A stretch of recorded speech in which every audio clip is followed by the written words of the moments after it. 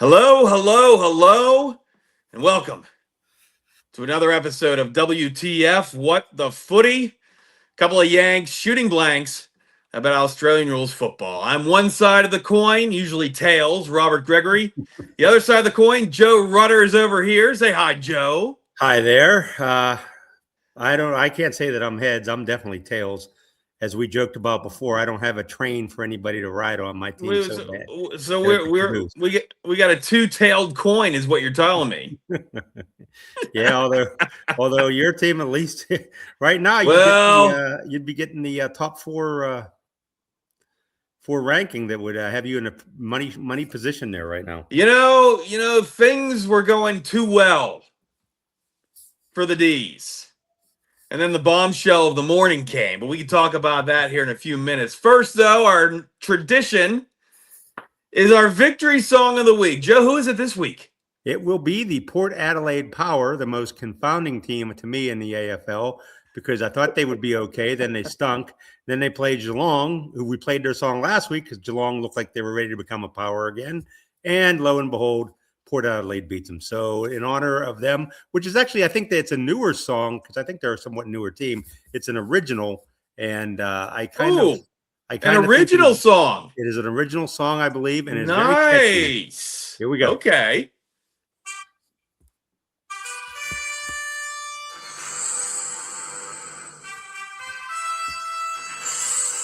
Very majestic. Yes. Projects power, which is their name. Yes.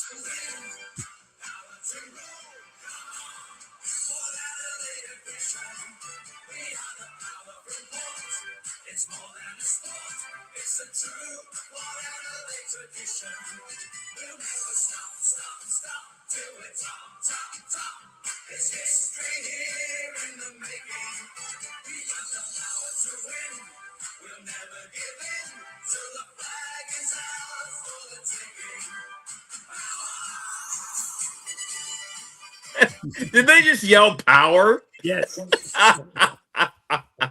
Is it me, or do a lot of these songs have like the repeat phrases? Yes. You know, we're not going to stop till we get to the top. Yeah. I feel like that's a lot of these victory songs. It reminds me a good bit of Gold Coast. Maybe it was the same group that put this together. I think Gold Coast song is much better than that one. Yeah. What gets me about Port song is that it's so majestic at the beginning. Yes. And then it goes right into the cheese. Yep. You know what I mean? Mm-hmm. And you're just like, wow, this is like two different songs. What happened to the majesty of the Port Adelaide Power? That's right. Well, we don't have it, and we're in 11th place. So there you go. Which is right outside the playoff picture right now. Right outside. I wish that I had gotten to see some of the highlights this week, as we talked about a little bit last. The NFL draft was here in Pittsburgh. That required a lot of my time. I did not devote nearly as much to footy this week. To my dismay, I would have much rather, I think, watched a lot more footy and followed it, but I was gobbled up by that. So I'm counting on you to carry the load this week. Well, let's take a moment on this because, you know, you are supposedly retired. Yes. Supposedly a retired sports writer, long of the Pittsburgh Tribune-Review.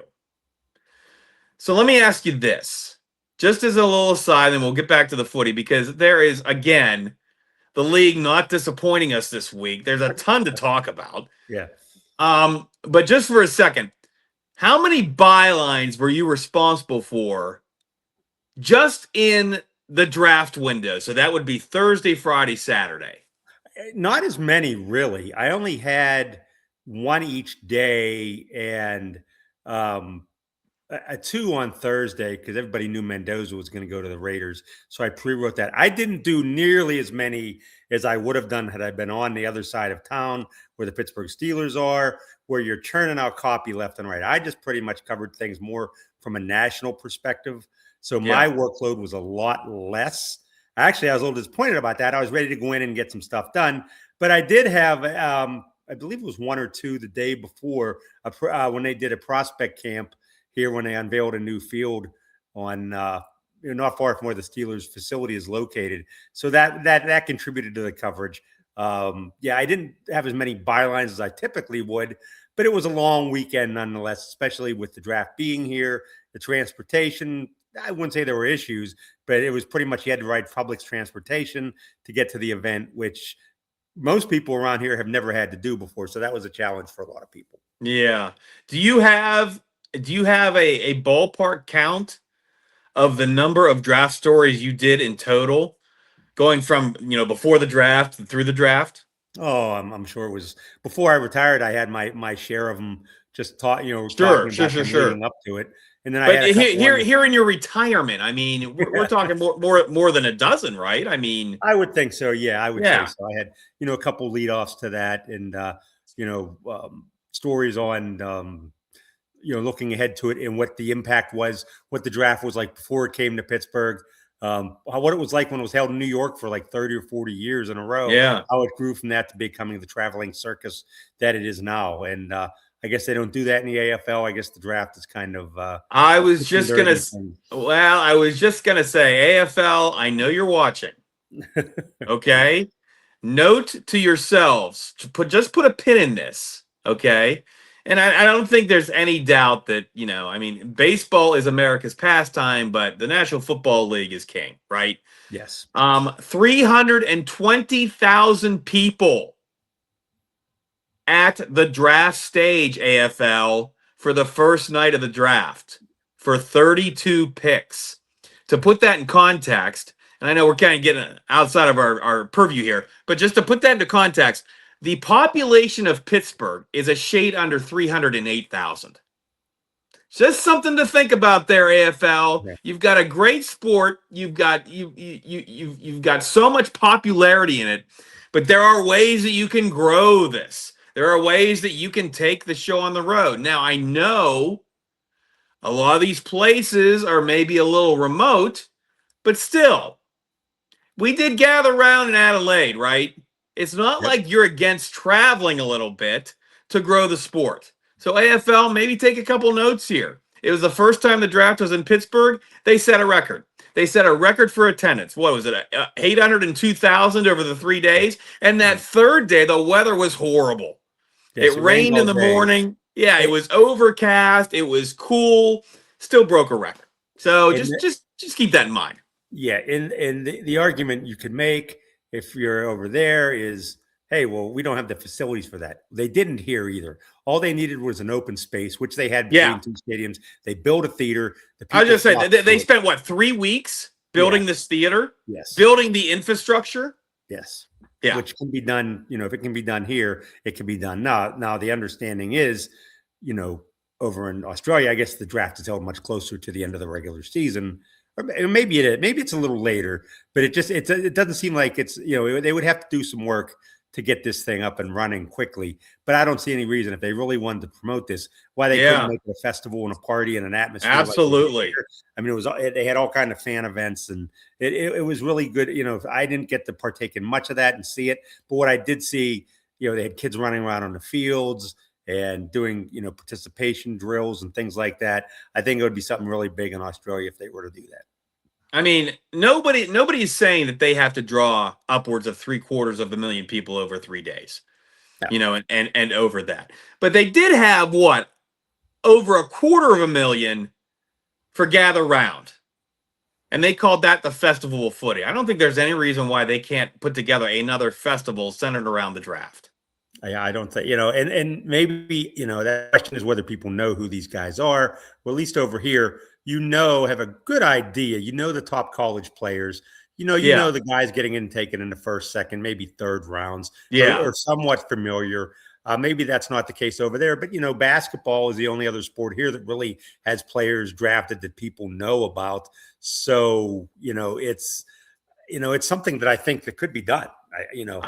I know around draft time, and correct me if I'm wrong, but I know around draft time, especially on the AFL's official site, there were a lot of stories about the prospects. There were a lot of stories about how, mock drafts. They had mock drafts for their rounds, and everything like that. Like I said, I'm not saying that there are perfect parallels between the two, but it seems to me a sport that popular could make this work.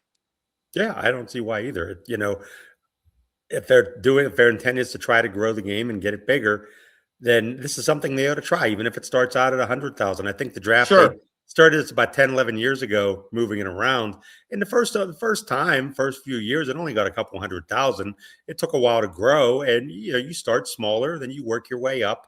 And I think that's definitely something I'd love to see that be done over there, and maybe even televised so people outside of the area, out of Australia, there can follow along and see what's happening. Absolutely, absolutely. So something to think about there, AFL, because again, I know you're watching. All right, so what do you want to talk about first, Joe? There's so much that went on in this last week. There's more news with your Carlton Blues that has nothing to do with their play on the field. We had the shock sacking of Melbourne's CEO this morning, Paul Guerra. We have instant replay problems going on within the AFL. And then we have the Lance Colliard situation and the league unilaterally taking justice into their own hands. So, Joe, which one do you want to talk about first? Well, you mentioned that you wanted something to get off your chest about Michael Voss and Carlton. Well, So let's start with that and we get can do that that. old news out of the way. Well, we can do that. We can do that. And so Carlton coach Michael Voss had a presser last Thursday. And of course, we are still dealing with the fallout with of the Elijah story, basically. Okay. How he was pretty much left in the lurch for 3 quarters in Carlton's game 2 weeks ago. I don't know if he's out of the hospital. But again, we're pulling for the kid, 23 years old. I think he turned 24 this past weekend. Mm-hmm. Anyway, Michael Voss gets up there and he basically admits that the team made a private issue public.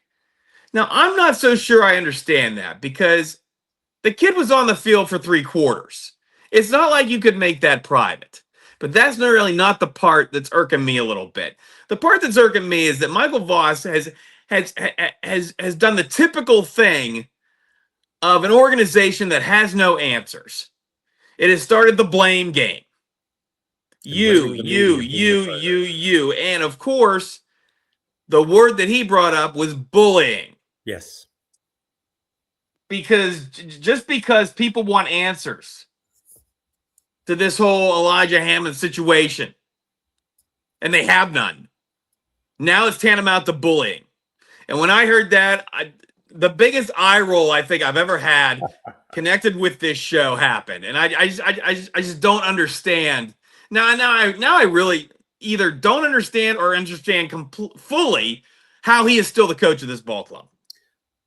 With each loss and off-field mishap, I wonder the same question. And again, I watched that press conference too. I watched it later. And the thing that strikes me about it, and I still like the guy for whatever reason, I like the way he's even keeled, level headed. Maybe that's the problem. Maybe he's not fiery enough to get this team out of the doldrums. But he comes across, even when he was calling people bullies, accused people of bullying, he never really raised his voice. He didn't yell, didn't scream. He kind of has this way about him where he tries to project like an inner toughness. But I just wonder if the message is being lost, if it's just not over well, because clearly it's just not working there. And I'm surprised they've let him continue on with this. And I don't know why he's still the coach there. I don't know why they haven't made a change yet. Everybody's talking about Melbourne and what they've done under new leadership. I think it might be too late, and that ship may have sailed for this season. But, I think it wouldn't hurt to, shake things up and see what happens. Well, I don't think it has anything to do with the questions being asked or the answers being given. It's just it's the wrong track overall. And the problem with this is there is no good answer. Every answer that you give that has any kind of honesty with it is damning. Yep. What happened that night was damning. What happened afterward with the explanations was damning. This presser that he put on, this show that he tried to put on, and I'm with you. He comes across as very reasoned, very measured, and I think you're right. I think that's the problem. And a lot of people fall into this. I saw plenty of social media posts saying, "Oh, that was a really good presser. That was very very level-headed, very even Yeah. keeled." And I don't disagree with any of that, but it was a load of crap. All of it was a load of crap because you still have a 23-year-old that you left twisting in the wind for 3 quarters. And there is nothing. There is no answer. There is nothing you can do that'll ever make up for that. Yeah, and again, there are so many questions, and maybe the answers will come. Maybe it's none of our business to know some of these things. But again, I would love to know why they let him out there for so long, especially when he has a I brother on think the that is team. everybody's business. Yeah, Anybody that's ever spent 1 cent on the Carlton Football Club, it is their business to know what happened that night. yeah, and he has a brother on the team, so the brother should know. And again, you're not going to press the brother for answers. Absolutely not. Absolutely not. You give them the privacy, but somebody had to have known he wasn't of right mind to be out there playing in this game, and we don't know what the reasons are. But no matter what they are, he obviously something was not right. He shouldn't have been out there playing. Why did it take so long to get him out of the game? If they had a better, again, and the result of the game is way down the list. But it was a game they could have won had they had a right mind out there that was able to do things on the field. And they lost a game that they needed to win. That this coach needs to win to try to save his job. And then what do they do this way? Got that speech he gave certainly didn't fire him up because they lost again. They lost again. They're sitting there with 1 win. I mean, now you have to seriously say this is a lost season. I mean, the only team that's keeping them from the bottom is winless Richmond. That's the only one. And you've got leadership at this organization that lacks any leadership whatsoever. And the thing about it is, if they really want to be honest with themselves, if they really want to be honest with the public and the press, if they really want to put a sliver of truth into this, again, it's damning and honestly should cost somebody their job. Yeah, I mean, and that's why you're not going to hear it. That's why you're not going to hear any kind of real reason. That's why you're going to hear this crap about how, well, it's a private matter. And, even though we made it public, it's a private matter. And you are all bullies just for asking about it. What a crock of crap. Yeah. So, I guess you wait to see when he gets out of the hospital, what the determination is. I mean, but will we at this point? I mean, I don't know. And it's something that's not going to go away. Obviously, it's just a matter of whether, I guess, Michael Voss will be around to answer more questions about it, or whether they move on at some point. Yeah. I mean, it's a tough situation. And just everything they thought. Carlton had its issues last year, and especially with the way they played on the field. And then they got rid of some guys, kind of rebuilding. You thought, okay, maybe this year could be a little different. And it just gotten worse. And, you weren't expecting that. If you're a Carlton supporter, at least from afar, maybe if you're in Australia and you're from Carlton, this is more of the same. But I don't know. And let's not forget, Elijah took 2 mental health breaks last year during the season. Yes. Is that the reason why he was delisted by the club? Is that the reason why he was cast aside? We'll never know, and I understand that. But we can't forget about that either. It's not like the flags weren't there. Yep. I mean, this club did not want him. They did not want him at the end of last season. He played his way back onto the club and back into the lineup, which says a lot about this kid, I think. Yeah. I think it says a lot about this kid to do that. And he had some good games early on too. So why are they? I just don't understand why they would treat him like this. I just don't get it. I mean, how long does it take for a coach to notice, hey, something's wrong? Yeah. Surely it does not take 3 quarters. No. I would. But again, like I said last week, maybe this is indicative of the rot that's in this organization. I mean, maybe Carlton needs to burn it all down. And I know they got new guys at the top this year, but I'm telling you what, it doesn't seem to be doing any good. No, it doesn't. And now everybody's calling for Patrick Cripps to be traded. I don't know if he's part of the problem. I kind of like him. I don't know how his value as a captain. Maybe they need to switch captaincies and give it to somebody else. But, is that the mark of a lost season when you start making these deals or you start having rumors of these deals? It could be. I mean, but it's, again, they're talking about trying to trade him, but again, unless I'm wrong, I don't think they have in-season trades in this league. Yeah. So I don't know how you do it. I know they have a redraft here coming up in about a month, but I don't think you're counting anybody from that to save your season. Carlton, a 14.5-point dog to St. Kilda coming up this week.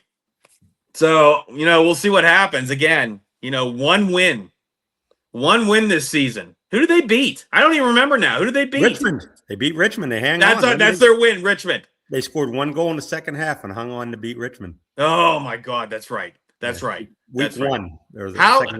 How rotten is this club? I just, like I said, I could go on for hours about the situation because none of it makes sense.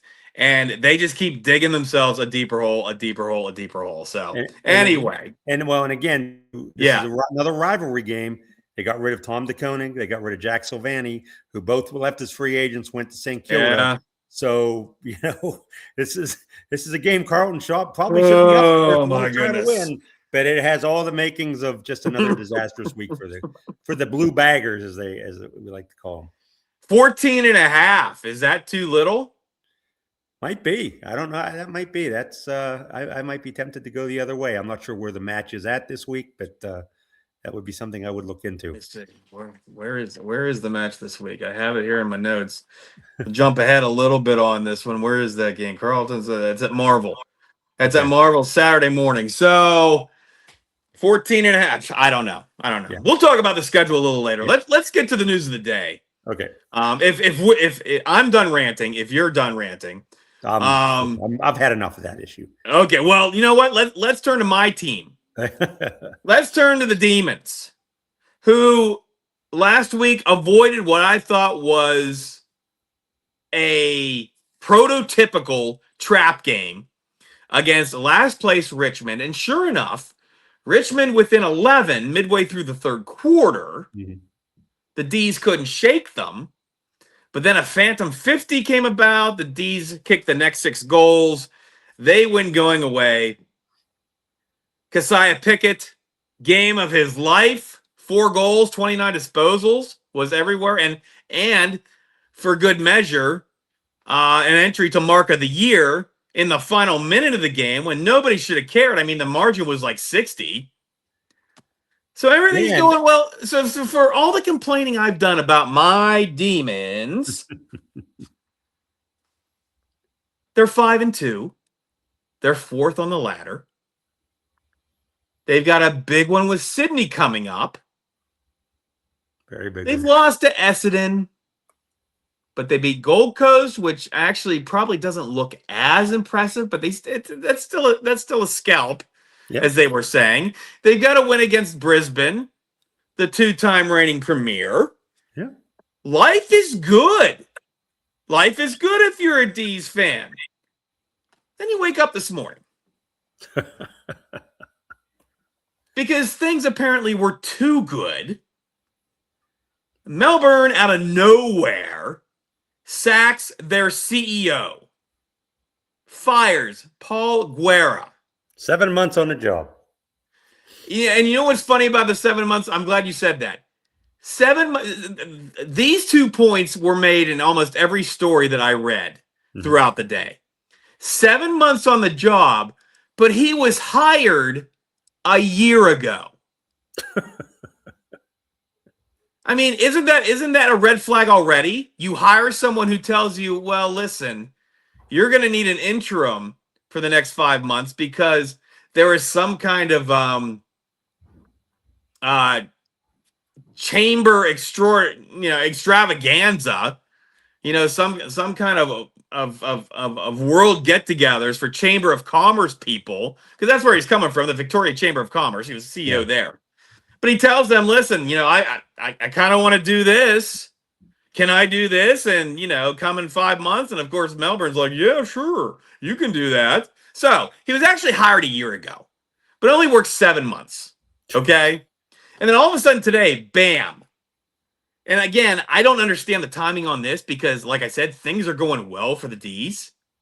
Why would you want to mess with that kind of momentum that they have? For a team that wasn't expected to do anything this year, new coach, transition, new style of play. Mm-hmm. They find themselves 5-2, number 4 on the ladder, going to play number 1 this week. You'd think the focus would be on the game. No, we're going to fire the CEO. And why are we going to fire the CEO? Well, we're not going to tell you. What we're going to tell you is he doesn't get along with the board of directors, which that can't be a new thing, right? That can't be something that just happened. Of course, then it comes out that he has ties with this, Tsai Shang-wen, who's implicated in an embezzlement scheme for one of the nation's largest disability services. The embezzlement of millions of dollars. Now, we're not saying Guerra has anything to do with that, but he is connected through the horsies. Does that have something to do with it? I don't know, but then we dig a little bit deeper. And we start going through all of his missteps in just 7 months. And the one I like the most is this phone call he and the organization had back in February. Do you know about this phone call, Joe? I do not. Tom, you guys must have a deep shovel because you're digging really far down on this today. I did not hear about. I did not know about this till today, which probably goes to our research when it comes to this show. But hey, a couple of Yanks shooting blanks. We warned you, right? So the organization back in February had a phone call with 15 or so of the team's wags, right? Wives and girlfriends, right? Mm-hmm. The purpose of the phone call was just an introduction to the new coach, Stephen King. But somewhere during the call, of which Guerra was part of, somewhere during the call, the subject matter pivoted to Stephen May, who was already in hot water at the time, right? Mm-hmm. And apparently, some personal details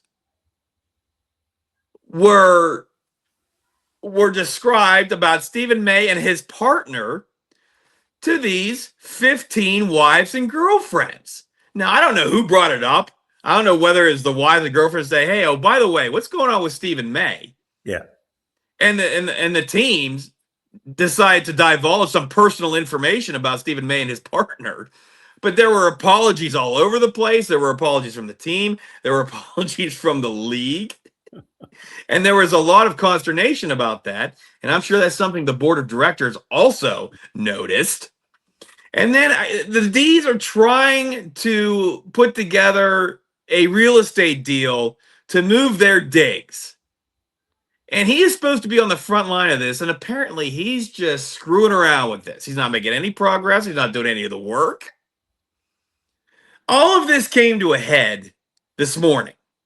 Now, of course, Guerra has retained legal counsel, and he says this is all out of the blue. I don't know where any of this came from. But when you look at the dirt that I just described, and the fact that the guy wouldn't start for 5 months to begin with, is any of this really a surprise? No, it's not a surprise. My big question is, and I don't know how it works over there, who makes the hire, but who hired your new coach? Who hired Stephen King? If this guy is responsible for that, I think you got to give him that, on the right side of the ledger. And the fact your team's only, what are they, 5-2 at this point?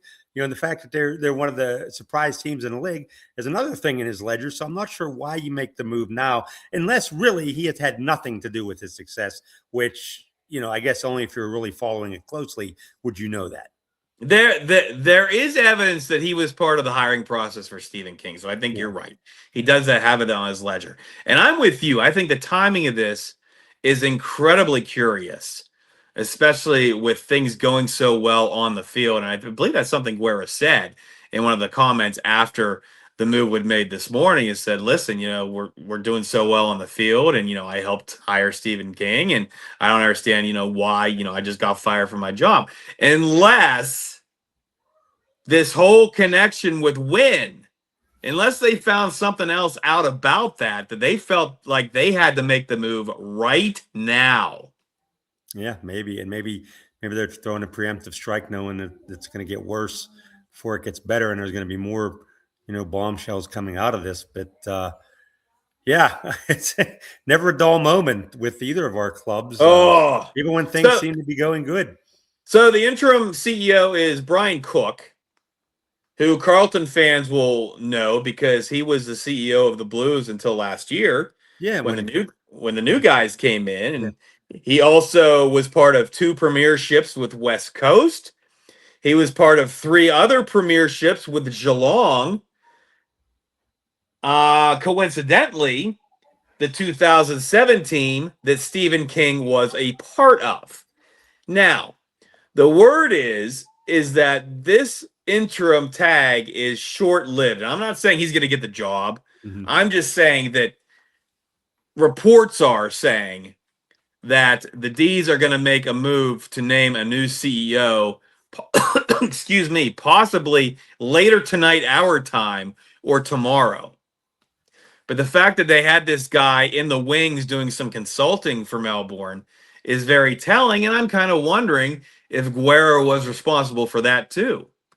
Yeah, we'll have to see. And if this Brian Cook is any good, it makes you wonder why Carlton let him go. I know they brought in Graham Wright, which was weird, and he Yeah. started July 1st last year. He was hired well before that, and they knew he was coming in July 1st. So maybe this is a thing where you get these jobs, but you don't take it till a certain date. Maybe that's the way it works with some of these things over there. Because I thought that was interesting last year. I didn't understand as much why they had to wait, why this guy waited to take over at July 1st. But you know. That's why we're what the footy. We scratch our heads trying to figure this stuff out. I mean, we're the ones that say that we're shooting blanks, but I'll tell you what. From what from what we see, what did you say the tagline? The view from 30,000 feet from 10,000 miles away. Yeah. That does not seem to be enough distance Yeah. to try and figure out what is going on over there half the time. You know what I mean? Mm-hmm. Let's move on to Lance Colliard. And we probably should have mentioned this in a couple of the previous shows. Kind of got swept under the rug. He's the guy from St. Kilda that in a VFL game allegedly used a homophobic slur. It would have been his second offense. He was given 9-game suspension by the league. Yes. He, of course, appealed, denying that he ever said anything of the like. So the appeal occurred this past week, and the appeals board shortened the suspension from 9 games to 4 games. It's a heck of a reduction. Is quite the reduction, but then you hear the quote that came with it. And this is what got the AFL's goat. All right. With the reduction of suspension, the appeals board wrote, "It is commonplace that players can employ language from time to time which is racist, sexist, or homophobic whilst on the field." Jesus. Not exactly a zero tolerance stance Not even from the appeals board.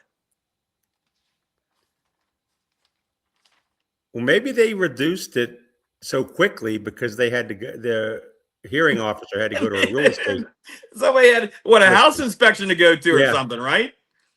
Well, of course, the AFL had about a billion problems with this. saying that the original suspension was not only warranted but necessary, and they went so far as to fire the chairman of the appeals board, Will Houghton. Which they should have Now, done immediately, and I'm glad to see that they did. well, see, I'm not making light of homophobia. It has no place in the game. If Lance Colliard said what he said, and this would have been a second offense, remember, maybe 9 wasn't enough. I have a little bit of a problem, though, with the league just kind of unilaterally firing the chair of the appeals board. Even given what they said, I just think it sets a very bad precedent for the next person. Well, I mean, the league obviously hire. It's like the commissioner. At least over here, the commissioner is employed by the owners. You upset the owners enough, they're going to get rid of you. And maybe it is appeals board. The league is obviously trying to crack down on this and take a stance on this. And maybe they think it's a big issue in the game, and maybe just they felt the appeals board was not of that mind and did not share that opinion. And I think what they quote goes directly in line with what you're saying, and I'm not condoning homophobia, but to me, to have no steps between what was done and dismissal, no suspension, no tribunal of his own, perhaps. You know what I'm saying? I just think it makes it too easy for the AFL to make the rules. And they found an issue that they knew they could win 100%, 24/7, 365, and they used this to make this move. Yeah, and obviously the boys will be boys thing cannot be tolerated when there are, when you isn't that a heck of a response on the ground. And I don't know if you're familiar with this too. This also has come out recently that St. Kilda coach Ross Lyon, I guess, made a remark about 3 of his Indigenous players that once his players was played for his players, I don't know if it was public or whatever, they heard this, and that was a big outrage. And when it was presented to Ross Lyon, he broke down and apologized profusely and said he wasn't aware of what he said and he didn't mean any harm by it. And he'll accept whatever happens, but I guess he's still going to be coach of the team. It just makes you wonder, though, if this is just a bigger issue over there, that this stuff is happening, and why is it happening? Why do they feel free to comment about players via homophobia, Indigenous players, whatever it is? It is commonplace that players can employ language. I mean, how commonplace is it? It's not like we see these tribunals every week. Yeah. I mean, this Lance Colliard thing was a pretty big deal. Yeah. Especially seeing it was his second offense. Yeah. But to not have any kind of disciplinary, what do I want to say, process. Yeah. For the chairman of the appeals board. I mean, the appeals board obviously doesn't think this is much of a problem. In fact, thinks, hey, it's commonplace, big deal. 4 games instead of 9. I mean, I think you're right. I think that's the problem in all this, not the actual words that apparently are commonplace to the appeals board. The words being used on the pitch. It's how these words are thought of everywhere else. Yeah, but yet they will hold a fine when a guy is accused of telling an umpire or an official. Yeah, how much if it's money, Zach Butters, right? Are they paying you for this? Yeah, if it's Zach Butters saying, what are they paying you? Oh my goodness! Terrible things. Apparently, you can't say that to the officials, but you can call one of the opposing players some.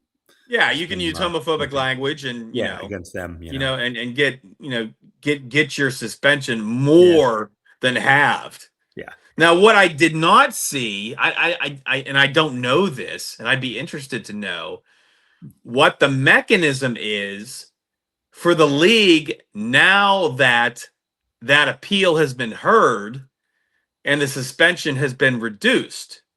Now, obviously, the dismissal of the chairman of the appeals board is one thing, but the mechanism for the actual suspension is another. And I doubt that they can go back and say, oh, your appeal, we're ignoring your appeal, and we're going to suspend you for 9 games, maybe 10, maybe 11, maybe 12, so we can continue to make the point we wanted to make with firing this guy. Yeah, and I had a thought there, and I got interrupted. But yeah, it's I kind of something. ran back into my thought because now I'm thinking, maybe the AFL thought that was the only way that they could make their point. Maybe they could, and I don't think you can put that. I don't think you can go back and reverse what I they wouldn't think said, so either. because you're making a mockery of what the appeals process is. So I think you have to honor that. You might not be happy with it, but I think you have to honor it. And then if there is anything, you watch this guy like a hawk, and if anything remotely comes up, Well, then you and slap him with a bigger penalty. so now you see the tightrope that I'm talking about, right? Yes. Because in one way, you cannot make a mockery of the process you rely on for fair adjudication. Correct? Correct. Yet in the same breath, you unilaterally, without any kind of process, without any kind of discipline, you unilaterally fire the chair of said appeals board. And to me, that is the tightrope. Yeah. And like I said, I think possibly the AFL thought that was their only recourse to hammer down the point again, a point that they would never, ever, ever lose, and they knew this. This was 1,000% winner, no matter what. Yep.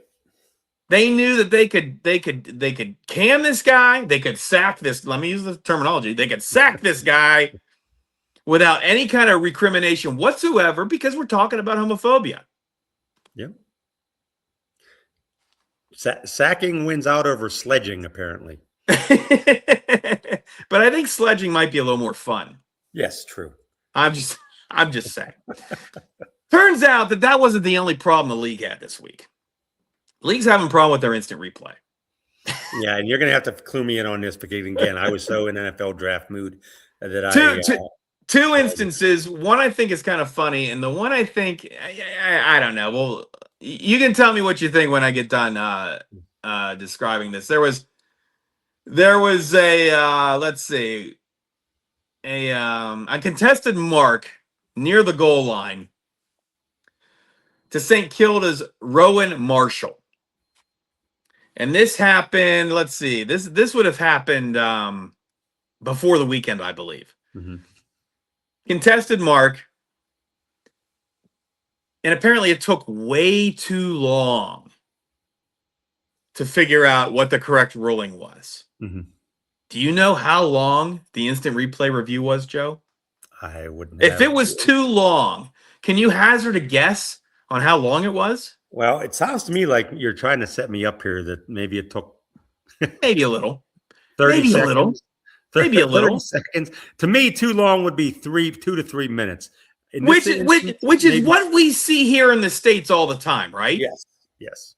I mean, we have seen instant replay reviews that have, now it rarely happens to be this long, but we're talking 10, 11 minutes. Yes. Where they just do not have the angles to figure it out. The AFL was disappointed that this review took all of 55 seconds. And they said, that is too long. And I'm thinking to myself, we're coming up to the 44th minute of this broadcast. Mark, we're going to go 55 seconds. Now, we're going to chat a little bit, because if you're watching this game, there's chatter going on with the commentators. They're showing their own instant replays, right? They're talking about who touched the ball last, or whether the mark should be paid. And I love that phrase. Yeah. Don't you love that phrase? Whether the mark is paid. I love that phrase. By the way, Kazi Pickett's mark went up between like 3 guys. Again, last minute of the game, should not have given a darn about where the ball was or what was going on. he got up there. Definitely a candidate for Mark of the Year. So you've got people talking about the play. You've got your own instant replays going on, and there's chatter going on. 50, 51, 52, 53, 54, 55. They're Yeah, disappointed it took that long to that's get a crazy. decision. That's Now, crazy. I think it's crazy because obviously we've seen longer here, and we just discussed that. But to get it right, you're not willing to spend 55 seconds? Are you insane? I just think that's crazy. You don't want to spend 55 seconds to get it right? Yeah, that's and the thing is, from what I understand, I know they've tried to shorten the games down. To me, watching them, I think the games are moving along fairly quickly, and it seems like because I set my DVR for 3 hours, sometimes longer, and it seems like these games are getting over 240, 245. They're not that long, compared to like an NFL game over here. So I don't Well, see why a little bit you take an extra minute or so on an instant replay if it's important enough for you. That I don't see why it should be a big deal. Now I did want to ask you, there's only so much they can do too, right? I mean, the quarters yeah, are 20 minutes long. yeah, They take what, 6-7 minutes between quarters? hmm, And then halftime itself, I believe, is 20 minutes. yeah, So I mean, there's only so much they can do to shorten their game. It's not like they can install a pitch clock. I mean, that's exactly, basically what the referees are for. That's yeah, basically what the phrase play on is for, hmm, right? Play yep, on means let's go. yep. Let's go. Get the clock Let's going get and this let's game. get playing. Exactly. Let's get this game going. So there was that instance with instant replay. But then more important, later on in the weekend, there was a goal incorrectly given. Was this To in the great Carlton? No, this is Greater Western Sydney and North Melbourne. Okay. A goal incorrectly given to Greater Western Sydney in a game where the ending margin was 7 points. Oh. And the AFL actually came out this week and said, yeah, we screwed up. And the thing that they did that caused the furor was, and I'm not sure whether this was against protocol, but I'm pretty sure they don't usually do this. But because the call was so close, Hmm. whether it was touched by a ruse player before it went across the goal Okay. line, Yeah. okay? And apparently in the replays, it seems pretty clear the ball was touched. Hmm. But the league replay offices got into it even before the goal review and made the call themselves. Now, this made it an 18-point game. This gave the Giants an 18-point lead, and this was midway through the fourth quarter. And if you look at the timeline, the lead in the final 10 minutes of the quarter Hmm. went from 18 to 12, back to 18, down to 12, down to 6, 7, 6, and then the end result of a 7-point margin. So it's not like this goal directly determined the outcome of the game, but the league has come out and said that we're not going to do that anymore unless it's an egregious error on the goal review. And just like over here, all goals are reviewed Yep. to make sure that they're kosher. The league will no longer interfere with the goal review, which I kind of thought was their policy to begin with. Yeah. I'm surprised to hear that. I saw just in the highlights of the Carlton game against who did they lose to again? Fremantle. Fremantle. And somebody got a goal, and I think for Fremantle, I think it was Fremantle. And when they showed it on the highlights I was watching, I was like, that wasn't even close. And then the announcers didn't even call it a goal. And then they said, "Oh, wait a minute, no, he made that." And I never saw and I thought that might have been the one you're referring to, because I Yeah. thought, yeah, that's not why are they showing this highlight, because it's clearly not a goal, but they're saying it was. And then so I don't know, I don't know what happened after that, but I was surprised that was not one of the ones brought up for instant replay review. It's been a heck of a week for the AFL. It's been another week for the teams that we root for. Mm-hmm. And I don't know whether, I mean, we still have what, 2/3 of this season to go. And I feel like we've had enough drama already with our teams and across the league itself to fill 10 seasons of afternoon soaps in this country. There has I been mean, quite a bit. seriously, what is next? Of course, I say that and I'm like, oh my God, I'm afraid to ask. What is next? What is next? Well, next week we'll probably be talking, if we can ever figure it out, about the revamped draft rules that they came up that apparently are going to hurt Carlton in Port Adelaide. I'm not sure why. I'm sure it has to do with fathered sons. Yeah. But, we can dive more into that this week, and we can touch on it in our next episode. Well, in happier news, let's pivot to the week that was. It was the Anzac Appeal weekend, again, their Memorial Day.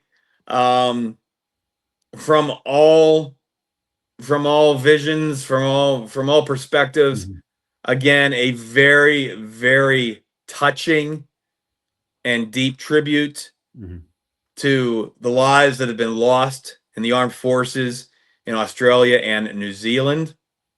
Which game was it? Had 92,000. I think it was Essendon. I think it was the Essendon game. Okay. Essendon Collingwood, I believe.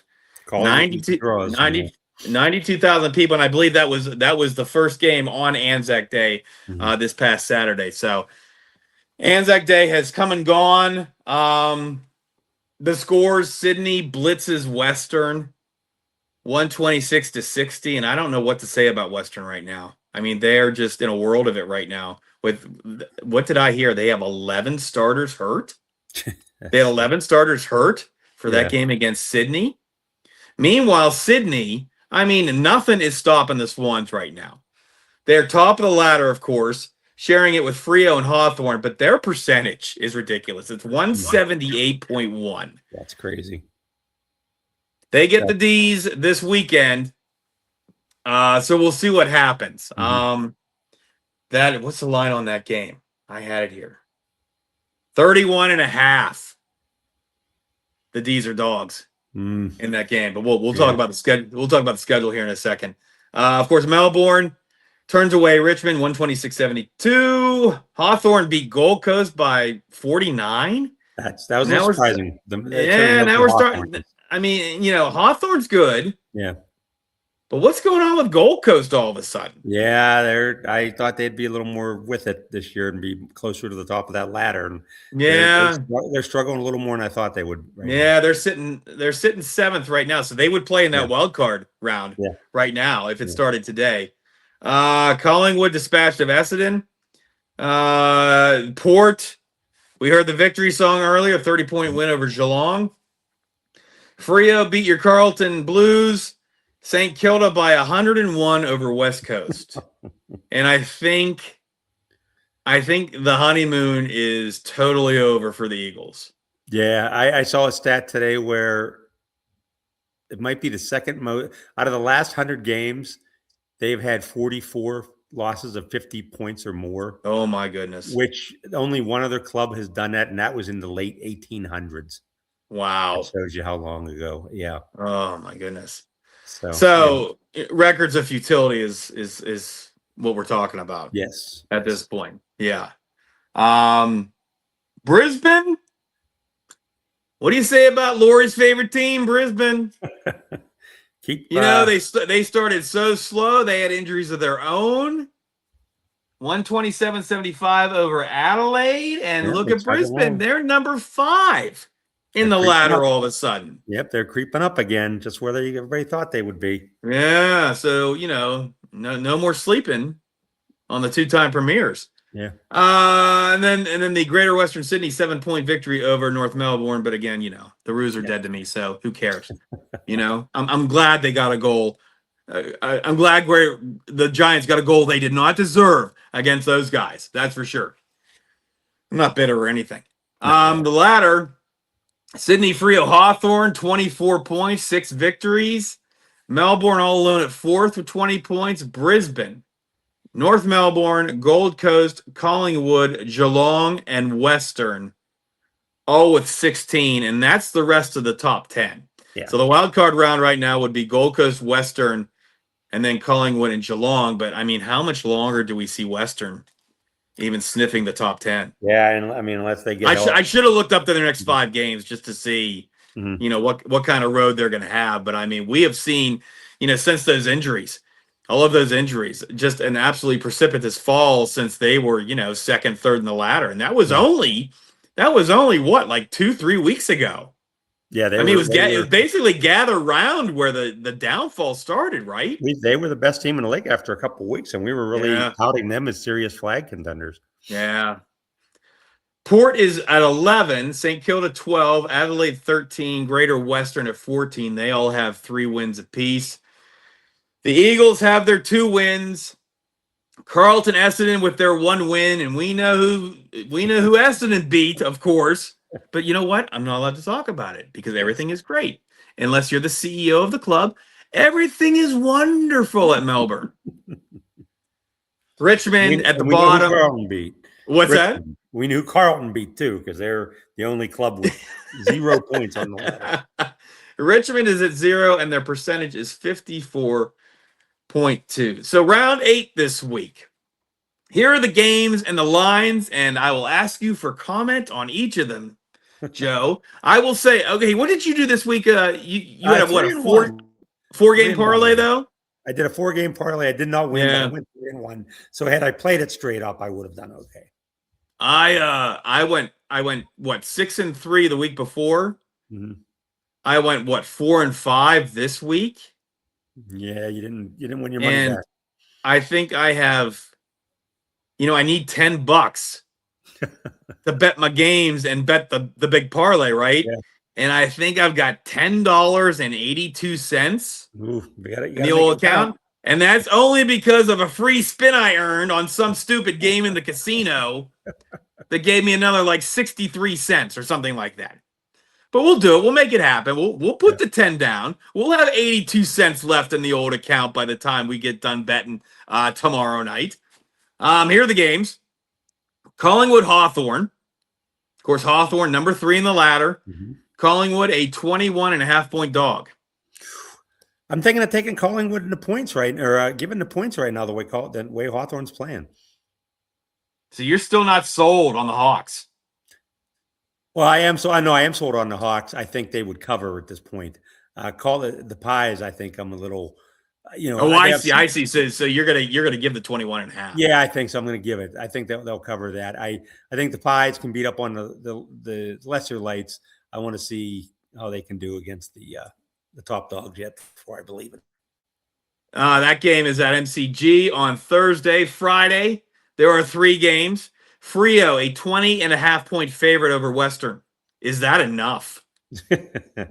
Freo, I would take Freo and give the points all day long. Boy, I think so, right? I mean, yeah.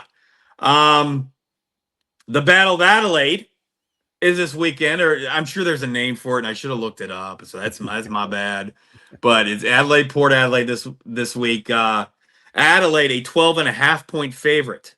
I might be tempted the way Port Adelaide over played their last rivals. week. I might be tempted to take the points in that one, thinking that they could at least maybe win this outright. Western Freo's at Marvel, by the way. That one, of course, is at Adelaide Oval. Mm-hmm. Brisbane, 41.5-point favorite over Essendon at Marvel on Friday. It would be Friday night for us. I would think Brisbane. I mean, I think Brisbane covers that again. I don't even know Essendon, even though upset your D's, just kind of fell back in that shell, and it's a lot of points to give up. But Brisbane, man, Brisbane really rolled, won by 52 this week. So I would think they should cover that. You feel like Brisbane is getting close to all cylinders at this point, right? Yeah. And it's I don't know. Is it too early in the season? I mean, it's never too early to rack up points, I guess. But I mean, at this point, the way they're playing, injury is about the only thing that could slow them down, right? Yeah, and Dane Zorko is working his way back, and they've been doing well without him. They haven't needed him. But they did lose Oscar Allen. That's a big loss for them. Yeah, One of yeah, the big, West Coast best player last year that they signed in free agency was really doing well on the front line. He's going to miss 3 months, I think. He might be out the rest of the way, or at least until the finals. yeah, yeah. So Richmond and West Coast Hmm. go at it this weekend. West Coast, 16 and a half point favorites. Is this the week the Tigers get off the schneid? I think they have a real good chance to pull that off. I'll tell you what, if they play the way they played against Melbourne in the first 2.5 quarters, Mm-hmm. and if we see the West Coast that we've seen the last 3 or 4 weeks, I think it's going to be Richmond with 4 points by the time this weekend is over. Yeah. North Melbourne is a 28.5 point dog against Geelong. I of course hope Geelong beats them by 500. I think that's one North could maybe cover, though. The way Geelong has been up and down. I mean, in Yeah. theory, Geelong should be the much better team. But I hate that you're saying that, but yeah, I understand why you're saying that. But I Yeah. really do hate that you're saying that. I hope Geelong. I hope the final score is like 250-3. Okay. Again, not bitter. Your boys, the Blues, 14.5 point dogs against St. Kilda. That's at Marvel, and that's the last game on Saturday night. Yeah, I don't have much hope for Carlton, even though it's a game they should be up for with their going against their former players. I'm tempted at this point to take St. Kilda and think St. Kilda covers that one. Messiah, now again, it was against West Coast, but the Messiah, had probably his best game of the season in that 100-point win over West Coast. Sunday, you've got, Sydney and the D's, again, 31.5 point favorites are the Swans. I honestly don't know what to think about this one. Yeah, as far as the line goes. Yeah, that's I could see it either way. You can make a case both ways the way that one can go. If only because Melbourne has just been, they're a chameleon. Yeah. They're a chameleon. They're like Port Adelaide. You don't know what you're going to get on a week-to-week basis. I mean, this past week they kind of needed a Phantom 50 to start their Jets and put off a run of 6 goals, and now all of a sudden an 11-point lead is 47. Yeah. And the game's over. But it wasn't like that for like the first 2.5 quarters. So 31.5. I mean, the fandom says, you know what? Take Melbourne in the points because you're going to see the team, that beat Gold Coast and beat Brisbane, and not the one that pulled away from Richmond, and definitely not the one that lost to Essendon, but you're going to see the best. And here's the thing about Melbourne too this year, and I think this is accurate. They have played to their level of competition. I think the only consistent thing about this team actually is that they have played to their level of competition. And I think even though this game is at the Sydney Cricket Grounds, I'm pretty sure Melbourne's going to bring it on Sunday. Yeah, and again, I can see them covering. I don't think they're going to win, but I think they can cover it. And but again, I can make a case for Sydney just firing on all cylinders and blowing them out too. Yeah. And basically just saying to the rest of the league, listen, it's about time you take us seriously. Yeah. Right? Yeah. Last game of the weekend is Gold Coast and Greater Western Sydney, and the Suns are 18.5 point favorites. Did we see enough from the Giants in their win against North Melbourne?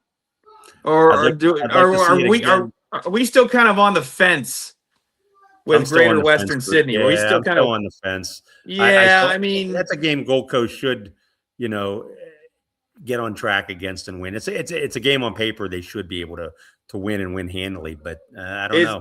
Is that a 3-goal win, you think? That's a question. I don't know. For Gold Coast? That's another one. I don't know if part of me for hearing this tells me stay away from that one. But see, I almost think that they cover easily against Greater Western City, if only because they edged a North Melbourne squad that hasn't really beat anybody this year. Haven't even really played anybody this year. Yeah. And they were a bad goal call away from being in a 1-point game at the end. Yeah. So I don't know. I kind of almost think that 18.5 isn't enough. But again, I went 4-5 last week, and my balance is hurting. And by the way, Kentucky Derby is this weekend. It is this weekend, which I have not looked into it nearly enough. I'll throw Well, $10 somewhere. I haven't looked into it because I don't got any money to put on any of these pigs. Joe, I know you were busy. If you have a final thought, we'll take it. I actually don't have a final thought because I was so upset with the whole Voss thing and everything else that was going on. And then this hammer came down this morning.